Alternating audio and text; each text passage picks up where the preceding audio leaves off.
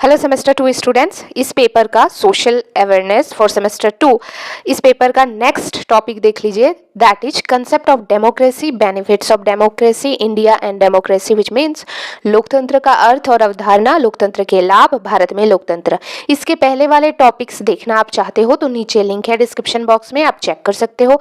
अगर आपका honours paper maths है तो उसका भी लिंक डिस्क्रिप्शन बॉक्स में है, आप उस प्लेलिस्ट को चेक करके मैंने सारे इंपॉर्टेंट थ्योरम फार्मूला वहाँ पर डाला हुआ है, क्वेश्चंस डाला हुआ है, आप वहाँ से देख सकते हैं, आपको काफ़ी ज़्यादा बेनिफिट मिलेगा। साथ ही साथ शुरू करने से पहले एक रिक्वेस्ट करना चाहूँगी कि अगर आप नए हो तो चैनल को सब्सक्राइब कर लीजिएगा, वीडियो को लाइक कर दीजिएगा, एटलीस्ट 5 फ्रेंड्स के साथ शेयर जरूर कीजिएगा, क्योंकि अभी आप सेमेस्टर 2 में हो, मैं आपके साथ सेमेस्टर 8 तक रहूँगी। और सबसे बेस्ट पार्ट ये है कि मैं आप लोगों के साथ मैथ्स ऑनर्स पेपर यानी बीएससी मैथ्स तो पढ़ाऊंगी ही, साथ ही साथ आपके एक्स्ट्रा पेपर जो कॉलेजेस में होते हैं उसका भी आपको नोट्स और साथ ही साथ क्लास भी लूँगी अच्छी तरीके से समझाकर, जैसे कि ये पेपर मैं करा रही हूँ। ठीक है, तो मेक श्योर कि आप मुझसे कनेक्टेड रहे। तो चलिए स्टार्ट करते हैं, लेट गेट स्टार्टेड। सबसे पहले हम लोग देखेंगे लोकतंत्र का अर्थ और अवधारणा। देखिए, लोकतंत्र का अर्थ क्या होता है, what is the meaning of democracy. यह ग्रीक शब्द डेमोस, और डेमोस का मतलब होता है लोग, और क्रेटोस का मतलब होता है शासन से बना है, यानी लोकतंत्र का मतलब क्या हुआ, लोगों का शासन। और ये ग्रीक शब्द से लिया गया है डेमोस, और डेमोस का मतलब होता है लोग, और क्रेटोस का मतलब होता है, सॉरी क्या है, क्रेटोस, ठीक है, स है ये, क्रेटोस का मतलब होता है शासन। तो लोकतंत्र का अर्थ हो गया लोगों द्वारा शासन।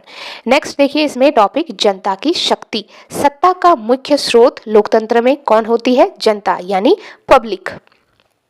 नेक्स्ट देखिए, इसमें पॉइंट है समानता।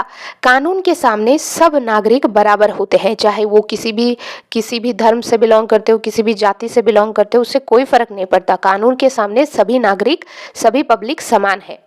स्वतंत्रता, लोगों को अपनी बात कहने और विचार रखने की आज़ादी मिलती है, यही सबसे बेस्ट पार्ट है।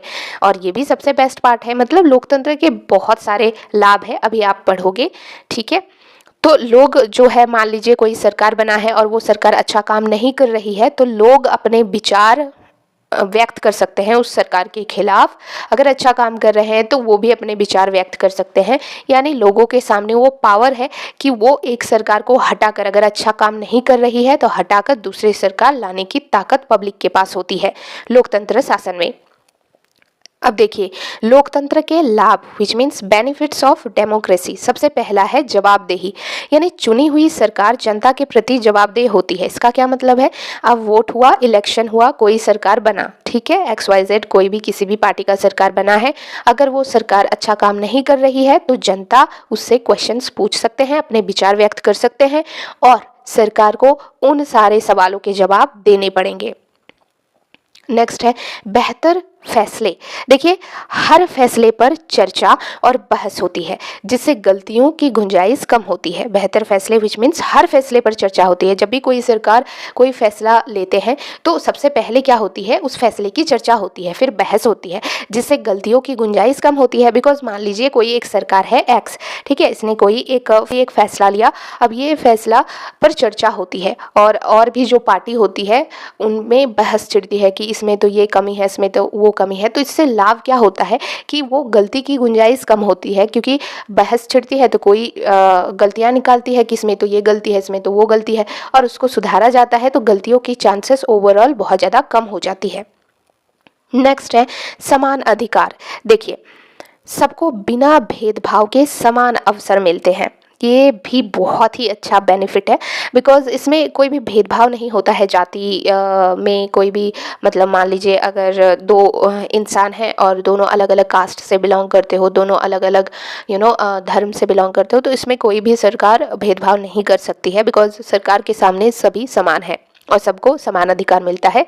नेक्स्ट है सम्मान, यह नागरिकों के व्यक्तिगत अधिकारों की रक्षा करता है, ठीक है। प्रजातंत्र में ऐसा नहीं है, प्रजातंत्र में एक तरह से काफ़ी खामियां हैं, बिकॉज जो राजा कहेंगे, जो फैसला लिया जाएगा, उसको नागरिक को पालने के लिए मजबूर होना पड़ता है और वो सवाल भी नहीं पूछ सकती है। बट अगर हम लोकतंत्र में बात करें तो इसमें सबसे बेस्ट पार्ट है कि नागरिक सवाल पूछ सकती है, नागरिक को सम्मान मिलता है, नागरिक का जो अपने अधिकार होता है व्यक्तिगत, उसकी तो रक्षा होती ही है।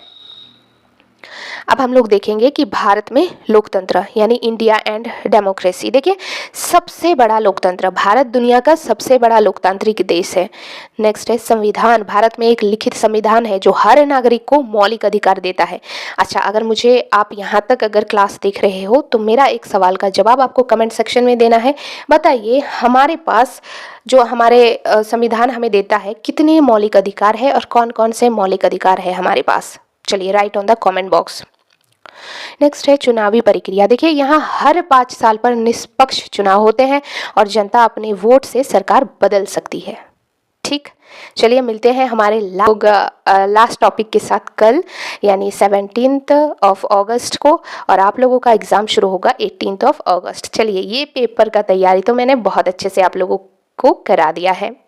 अभी मैथ्स का एक क्लास आएगा, वो भी देख लेना, ठीक है।